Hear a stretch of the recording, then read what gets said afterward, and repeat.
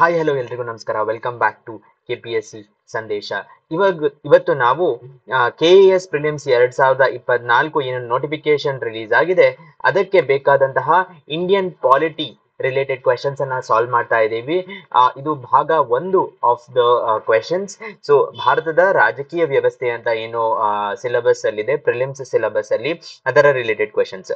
ಒಂದು ಥಿಂಗ್ ಏನ್ ಹೇಳ್ಬೇಕು ಅಂದ್ರೆ, ಈ ವಿಡಿಯೋ ಲೆಕ್ಚರ್ ಅಲ್ಲಿ KPSC ಕ್ವೆಶನ್ಸ್ ಹಾಗೂ ಬೇರೆ ಇನ್ನಿತರೆ ಸ್ಟೇಟ್ಸ್ ನ PSC ಕ್ವೆಶನ್ಸ್, UPPSC ಆಗಿರ್ಬೋದು, MPPSC ಆಗಿರ್ಬೋದು, ಬೇರೆ ಎಲ್ಲ ಸ್ಟೇಟ್ಸ್ ನ PSC ಕ್ವೆಶನ್ಸ್ ಅನ್ನ ಆಯ್ದುಕೊಂಡು ಆ ತರದ ಕ್ವೆಶನ್ಸ್ ಅನ್ನ ಸಾಲ್ವ್ ಮಾಡೋದ್ರಿಂದ ನಮ್ಗೆ ರಿವಿಷನ್ ಆಗುತ್ತೆ ಹಾಗೂ ಹೊಸ ವಿಷಯಗಳು ಕೂಡ ಗೊತ್ತಾಗತ್ತೆ. ಸೊ ತಡ ಮಾಡದೆ ಸ್ಟಾರ್ಟ್ ಮಾಡೋಣ. ನನ್ನ ಹೆಸರು ಸಂದೀಪ್ ದೇಶಪಾಂಡೆ. ಇದೊಂದು ನನ್ನ ಕಿರು ಪರಿಚಯ. ಸೊ ನಾನು ನನ್ನ BTech ನ ಮೆಕ್ಯಾನಿಕಲ್ ಇಂಜಿನಿಯರಿಂಗ್ NITK ಸೂರತ್ಕಲ್ ಅಲ್ಲಿ ಕಂಪ್ಲೀಟ್ ಮಾಡಿದ್ದೀನಿ ಹಾಗೂ MS ಅನ್ನು ಮಲ್ಟಿಸ್ಕೇಲ್ ಮಲ್ಟಿಫಿಸಿಕ್ಸ್ ಮಾಡಲಿಂಗ್ ಅಲ್ಲಿ ಎಕೋಲ್ ಪಾಲಿಟೆಕ್ನಿಕ್ ಪ್ಯಾರಿಸ್ ಅಲ್ಲಿ ಕಂಪ್ಲೀಟ್ ಮಾಡಿದ್ದೀನಿ. ನಾನು UPSC ಪ್ರಿಲಿಮ್ಸ್ ನ 4 ಬಾರಿ ಪಾಸ್ ಮಾಡಿದ್ದು. ನನ್ನ ಎಕ್ಸ್ಪೀರಿಯನ್ಸ್ ಆಫ್ ಪಾಸಿಂಗ್ ಪ್ರಿಲಿಮ್ಸ್, ಹೇಗೆ ಪ್ರಿಲಿಮ್ಸ್ ಅನ್ನ ಕ್ರ್ಯಾಕ್ ಮಾಡಬೇಕು ಅನ್ನೋದು ಈ ವಿಡಿಯೋ ಸರಣಿಗಳ ಮೂಲಕ ಎಲ್ಲ ಸ್ಪರ್ಧಾರ್ಥಿಗಳಿಗೆ ಶೇರ್ ಮಾಡ್ಕೋಬೇಕು ಅನ್ನೋದು ನನ್ನ ಇಚ್ಛೆ. ಸೊ ತಡ ಮಾಡದೆ ಸ್ಟಾರ್ಟ್ ಮಾಡೋಣ. ಇದು ನೋಡ್ಬೇಕು ನೀವು KPSC ಪ್ರೀವಿಯಸ್ ಪ್ರಿಲಿಮ್ಸ್ ಪೇಪರಿನ ಕ್ವೆಶನ್, ವಿಷಯ ಸಂಕೇತ 388 ಕ್ವೆಶನ್ ಪೇಪರ್ ಕೋಡ್. ಇದು ಏನಪ್ಪಾ ಅಂದ್ರೆ, Nirbhaya gang rape and murder convicts filed mercy petition with the president of India. ಅಂದ್ರೆ ಅವರು ಅಪರಾಧಿಗಳು ಭಾರತದ ರಾಷ್ಟ್ರಪತಿಯವರಿಗೆ ಸಲ್ಲಿಸಿದ್ದ ಕ್ಷಮಾದಾನ ಅರ್ಜಿಯನ್ನು. ಸೊ ಪ್ರಶ್ನೆ ಇರುವುದು ಕ್ಷಮಾದಾನ ಅರ್ಜಿಯ ಬಗ್ಗೆ. Okay, so by using the constitutional provision of the sentence is a sentence of death. ಅಂದ್ರೆ ಒಂದು ಡೆತ್ ಸೆಂಟೆನ್ಸ್ ಕೊಟ್ಟಾಗಲೂ ಕ್ಷಮಾದಾನ ಅರ್ಜಿಯನ್ನು ಸಲ್ಲಿಸಬಹುದು ಅನ್ನೋದು ಕಾನ್ಸ್ಟಿಟ್ಯೂಷನ್ ನಲ್ಲಿ ಇರುವಂತಹ ಒಂದು provision. As per which article did the president reject the petition? ಯಾವ ಆರ್ಟಿಕಲ್, ಯಾವ ಅನುಚ್ಛೇದದ ಅನುಸಾರವಾಗಿ ಇದನ್ನು ತಿರಸ್ಕರಿಸಿದರು? 70, 71, 72, 74 ಎಲ್ಲವೂ ಪಾರ್ಟ್ 5 ಆದ್ದರಿಂದ ನಾವು ಇದರ ಬಗ್ಗೆ ತಲೆ ಕೆಡಿಸಿಕೊಳ್ಳುವ ಅವಶ್ಯಕತೆ ಇಲ್ಲ. ಇನ್ನೊಂದು ಮುಖ್ಯವಾದ ಇನ್ಫಾರ್ಮೇಶನ್ ಏನು ಅಂದ್ರೆ, ಈ ತರದ ಪ್ರಶ್ನೆಗಳು ಬಂದಾಗ ನಮ್ಗೆ perfect information about mercy petition ಬಗ್ಗೆ ಗೊತ್ತಿದ್ರೆ ನಾವು ಸುಲಭವಾಗಿ ಆನ್ಸರ್ ಮಾಡ್ಬೋದು. ಇಲ್ಲಂದ್ರೆ ಗೆಸ್ ವರ್ಕ್ ಮಾಡೋದು ಬಹಳನೇ ಕಷ್ಟ ಆಗತ್ತೆ. ಸೊ ನಾನು ನಿಮಗೋಸ್ಕರ ಕಾನ್ಸ್ಟಿಟ್ಯೂಷನ್ ಆಫ್ ಇಂಡಿಯಾ, ನೀವು ಲೆಜಿಸ್ಲೇಟಿವ್ ಡಿಪಾರ್ಟ್ಮೆಂಟ್ ಹೋಗಿ ministry of law and justice ನ ವೆಬ್ಸೈಟ್ ಅಲ್ಲಿ ಕಾನ್ಸ್ಟಿಟ್ಯೂಷನ್ ಅನ್ನ ಡೌನ್ಲೋಡ್ ಮಾಡಬಹುದು. ಇಂಗ್ಲಿಷ್, ಹಿಂದಿ ಹಾಗೂ ಕನ್ನಡ ಎಲ್ಲ ಲ್ಯಾಂಗ್ವೇಜಸ್ ಅಲ್ಲೂ ಇದೆ. ಸೊ ಇಂಗ್ಲಿಷ್ ಅಲ್ಲಿ ಡೌನ್ಲೋಡ್ ಮಾಡಿದಾಗ ಆರ್ಟಿಕಲ್ 72 ಅಲ್ಲಿ power of president to grant pardons ಅನ್ನೋದು ಮೆರ್ಸಿ ಪಿಟಿಷನಿನ ಬಗ್ಗೆ ಇರುವಂತಹ ಆರ್ಟಿಕಲ್. ಅದರಲ್ಲಿ ಇಲ್ಲಿ ಇರಬೇಕಾದ clause, in all cases where the sentence is a sentence of death. ಅಂದ್ರೆ ಇವನ್ ವೆನ್ ದ ಶಿಕ್ಷೆ ಎಂದರೆ ಮರಣದಂಡನೆ ಶಿಕ್ಷೆಯೂ ಆಗಿರಬಹುದು ಅಂತೇನಿದೆ, ಆ ಕೇಸ್ಗೂ ಪ್ರೆಸಿಡೆಂಟ್ಗೆ ಪವರ್ಸ್ ಇರುತ್ತದೆ ಅಂತ ಹೇಳ್ತಾ ಇದ್ದಾರೆ. The president shall have the power to grant pardons, reprieves, respites, remissions of punishment, or to suspend, remit or commute the sentence of any person. ಇವೆಲ್ಲವೂ ಸ್ಪರ್ಧಾರ್ಥಿಗಳೇ ಎವ್ರಿ ಪಾರ್ಟ್ ಆಫ್ ಇಟ್. ಅಂದ್ರೆ ಪಾರ್ಡನ್ ಅಂದ್ರೆ ಬೇರೆ ಆಗತ್ತೆ, ರಿಪ್ರೈವ್ ಅಂದ್ರೆ ಬೇರೆ ಆಗತ್ತೆ, ರೆಸ್ಪೈಟ್ ಅಂದ್ರೆ ಬೇರೆ ಆಗತ್ತೆ, ರೆಮಿಷನ್ ಅಂದ್ರೆ ಬೇರೆ ಆಗತ್ತೆ, ಕಮ್ಯೂಟ್ ಅಂದ್ರೆ ಬೇರೆ ಆಗತ್ತೆ, ಹಾಗೂ ಸಸ್ಪೆಂಡ್ ಅಂದ್ರೆ ಬೇರೆ ಆಗತ್ತೆ. ಇದೆಲ್ಲದರ ಡಿಫರೆನ್ಸ್ ನಿಮ್ಗೆ ಹೇಳಬೇಕು ಅಂದ್ರೆ ಕಮೆಂಟ್ ಬಾಕ್ಸ್ ಅಲ್ಲಿ ಹೇಳಿ. ಕೆಲವೊಂದು ಕಡೆ 7 ವರ್ಷ ಇರುವ ಶಿಕ್ಷೆ 3 ವರ್ಷ ಆಗತ್ತೆ, ಕೆಲವೊಂದು ಕಡೆ ಶಿಕ್ಷೆಯ ಒಂದು ಕಠಿಣತೆ ಕಡಿಮೆ ಆಗತ್ತೆ. ದಟ್ ಈಸ್ ತೀವ್ರ ಶಿಕ್ಷೆ ಅಂತ ಕೊಟ್ಟಿರೋದ್ರಿಂದ ಸರಳ ಶಿಕ್ಷೆ ಅಂತ ಮಾಡ್ತಾರೆ. ಇದರ ಡಿಫರೆನ್ಸ್ ನಿಮ್ಗೆ ಗೊತ್ತಾಗಬೇಕು ಅಂದ್ರೆ ಕಮೆಂಟ್ಸ್ ಅಲ್ಲಿ ಹೇಳಿ. ನಾನು ಮುಂದಿನ ವಿಡಿಯೋ ಅಲ್ಲಿ ಅದನ್ನ ಎಕ್ಸ್ಪ್ಲೈನ್ ಮಾಡ್ತೀನಿ. ಯಾವ ಕೇಸಸ್ ಅಲ್ಲಿ ಅಂದ್ರೆ, ಇನ್ all cases where the punishment is by a court martial convicted for any offense or through punishment of an offense of any law related to matter in which the executive power of the union extends. So ಇದರಲ್ಲಿ option 3 article 72 is the right answer. ಬರೀ answer ಅನ್ನ ನೋಡಿದರೆ ನಮ್ಮ explanation ಏನಿದೆ ಅದರ ಮೂಲಕ ನಮಗೆ ಬೇರೆ ಈ ಅರೌಂಡ್ ಬರುವಂತ ಕ್ವೆಶನ್ಸ್ ಕೂಡ ನಾವು ಆನ್ಸರ್ ಮಾಡಬಹುದು. ಸೊ ಈ ಕ್ವೆಶನ್ಗೆ ಆನ್ಸರ್ ಆರ್ಟಿಕಲ್ 72. ಮುಂದಿನ ಪ್ರಶ್ನೆ ಅದೇ ಪ್ರಶ್ನೆಯಲ್ಲಿ ಅದೇ ಪತ್ರಿಕೆಯಲ್ಲಿ ಬಂದಂತದ್ದು KPSCಯ ಲಾಸ್ಟ್ ಟೈಮ್ ಕಂಡಕ್ಟ್ ಆದಂತಹ ಪ್ರಶ್ನೆ. ಭಾರತೀಯ ಸಂವಿಧಾನವನ್ನು ಅರೆ ಒಕ್ಕೂಟ ಎಂದು ವರ್ಣಿಸಿದವರು ಯಾರು? ಕ್ವಾಸಿ ಫೆಡರಲ್ ಅಂತ ಕರೆದದ್ದು ಯಾರು ಭಾರತದ constitution? Jennings, KC Wheare, Morris Jones, doctor BR Ambedkar. So ಈ ಕ್ವಾಸಿ ಫೆಡರಲ್ ಅನ್ನೋ ವರ್ಡ್ ಏನಿದೆ, ಬಹಳ ಸತೆ ಯೂಸ್ ಮಾಡಿದಂತಹ ಒಬ್ಬ ಪರ್ಸನ್ನು ಸುಮಾರು ಸತೆ ಭಾರತವನ್ನ ಕ್ವಾಸಿ ಫೆಡರಲ್, ಫುಲ್ಲಿ ಫೆಡರಲ್ ಅಲ್ಲ ಅಂತ ಹೇಳಿದ್ದು KC ವೇರ್. ಒಂದು ಇದಕ್ಕೆ ಉತ್ತರ KC ವೇರ್. ಬಟ್ ಇವರೆಲ್ಲ ಏನ್ ಹೇಳಿದರು ಭಾರತದ ಬಗ್ಗೆ ಅನ್ನುವುದನ್ನು ನಾವು ತಿಳಿದುಕೊಂಡರೆ ಮುಂಬರುವ ಎಕ್ಸಾಮಿನಲ್ಲಿ ಆ ಕ್ವೆಶ್ಚನ್ ಅನ್ನು ಸಾಲ್ವ್ ಮಾಡಬಹುದು. ಸೊ ಇಲ್ಲಿ ನೋಡ್ಬೋದು ನೀವು, ಕ್ವಾಸಿ ಫೆಡರಲ್ ಅಂತ ಹೇಳಿದ್ದು KC ವೇರ್ ಅವರು, ಇಲ್ಲಿ ಅವರ ಚಿತ್ರ ಇದೆ. ಮತ್ತು ಬಾರ್ಗೇನಿಂಗ್ ಫೆಡರಲಿಸಂ ಮೋರಿಸ್ ಜಾನ್ಸ್ ಅವರು ಹೇಳಿದ್ದು ಬಾರ್ಗೇನಿಂಗ್ ಫೆಡರಲಿಸಂ ಅಂದ್ರೆ ಒಂದು ಕಡೆ ಯೂನಿಯನ್ ಪವರ್ ಅನ್ನ ಕೇಳ್ತಾ ಇರುತ್ತೆ, ಇನ್ನೊಂದ್ ಕಡೆ ಸ್ಟೇಟ್ಸ್ ಅವರ ಪವರ್ ಅನ್ನ ಕೇಳ್ತಾ ಇದ್ದಾರೆ, ಇಬ್ರು ಅದನ್ನ ಬಾರ್ಗೇನ್ ಮಾಡ್ತಾ ಇದ್ದಾರೆ ಅಂತ. ಗ್ರಾನ್ವೆಲ್ ಆಸ್ಟಿನ್ ಅವರು ಎರಡೂ ತರದ್ದಲ್ಲ, ಒಂದು ಕೋಆಪರೇಟಿವ್ ಫೆಡರಲಿಸಂ ಭಾರತದ್ದು, ಯೂನಿಯನ್ ಮತ್ತೆ ಸ್ಟೇಟ್ ಕೋಆಪರೇಟ್ ಮಾಡುತ್ತೆ ಅಂತ ಹೇಳ್ತಾ ಇದ್ದಾರೆ.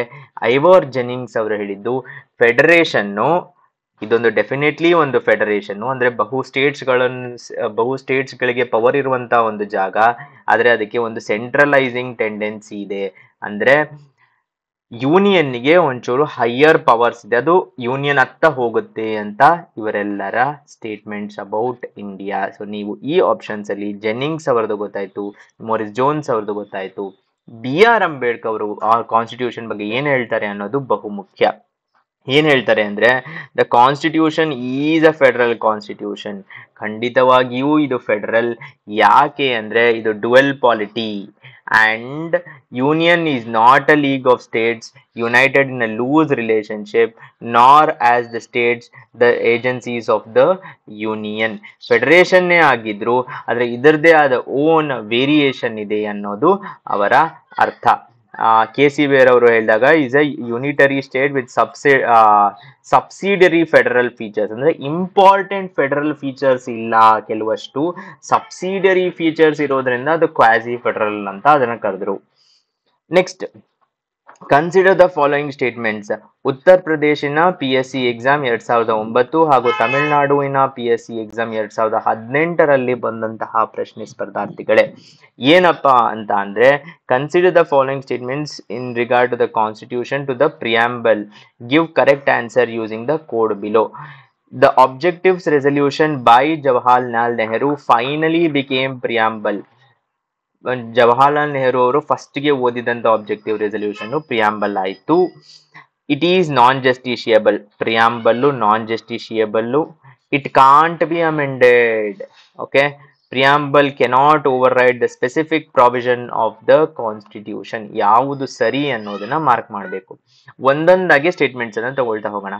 First one is right. Jawaharlal Nehru ಅವರು ಏನು ಆಬ್ಜೆಕ್ಟಿವ್ಸ್ ಓದಿದ್ರು ಅದೇ right answer. So 1 is right ಅಂದ ತಕ್ಷಣ D ಅನ್ನ ಕ್ಯಾನ್ಸಲ್ ಮಾಡಬಹುದು.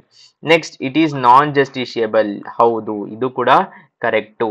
ಯಾಕೆ ಅಂದ್ರೆ ಪ್ರಿಯಾಂಬಲ್ ಅಲ್ಲಿ ನನಗೆ ಎಕನಾಮಿಕ್ ಜಸ್ಟಿಸ್ ಇದೆ ಅಂತ ನಾವು ಕೋರ್ಟಿಗೆ ತಗೊಂಡು ಹೋಗಿ ನನಗೆ ಎಕನಾಮಿಕ್ ಜಸ್ಟಿಸ್ ಕೊಡಿಸಿ ಅಂತ ನಾವು ಕೋರ್ಟಿಗೆ ಹೋಗಕ್ಕಾಗಲ್ಲ. It is non justiciable. Preamble ಅಲ್ಲಿ ಏನೇ ಬರೆದಿದ್ದರು ಅದನ್ನ ತಗೊಂಡೋಗಿ ಕೋರ್ಟ್ ಅಲ್ಲಿ ತೋರಿಸಿ ನನಗೆ ಇದನ್ನು ಕೊಡಿ ಅಂತ ಹೇಳಕ್ಕಾಗಲ್ಲ. So 2 is right. 2 ರೈಟ್ ಇಂದ ಯಾವುದೋ ಆಪ್ಷನ್ ಎಲಿಮಿನೇಟ್ ಆಗಲ್ಲ. It can't be amended. This is wrong. ಯಾಕೆ ಅಂದ್ರೆ 1942 ಅಲ್ಲಿ 42nd ಕಾನ್ಸ್ಟಿಟ್ಯೂಷನ್ ಅಮೆಂಡ್ಮೆಂಟ್ ಅಲ್ಲಿ ಅಮೆಂಡ್ ಆಗಿದೆ. So 3 is wrong. 3 ಇಲ್ಲ ಅಂದ ತಕ್ಷಣ ಈ ಆಪ್ಷನ್ ಅನ್ನ ಎಲಿಮಿನೇಟ್ ಮಾಡಬಹುದು. ಫೈನಲಿ ಇವಾಗ ನಾವು 2 ಆಪ್ಷನ್ಸ್ ಬಂದಿದ್ದೀವಿ.